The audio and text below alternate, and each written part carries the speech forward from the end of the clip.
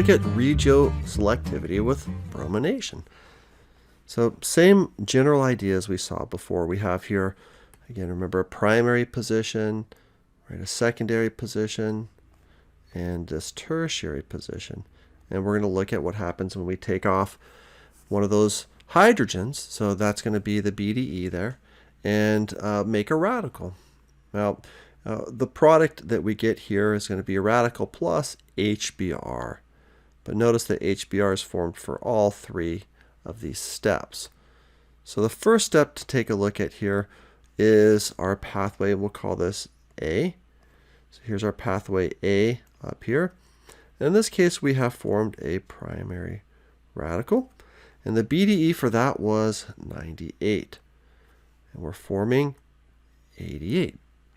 So here, this is our pathway A. If we look at that, 98 minus 88, positive 10. Well, here, notice that this is different than chlorination. So for bromination, that first step is endothermic. Okay.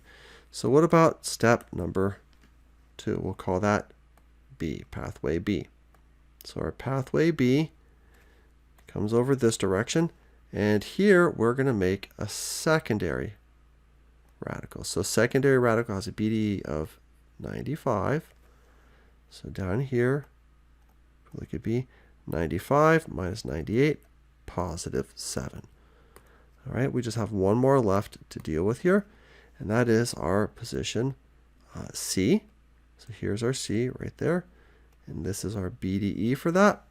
We follow along pathway C, that red bond here being the bond that's broken.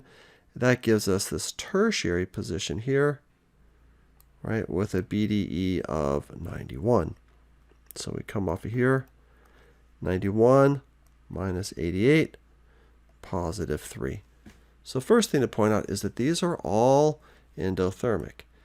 Now, as we go through, and we're going to look at this when we talk about the Hammond postulate, but the tertiary is the most reactive. It has the lowest activation energy.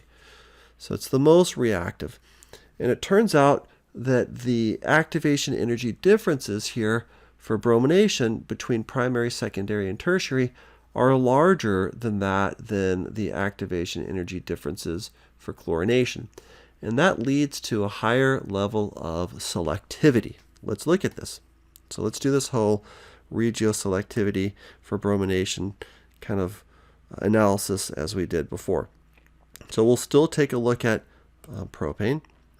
And when we go through, remember our expected here was 75%, right? 3/4. Here we're expecting 1/4 of the time, which is 25%.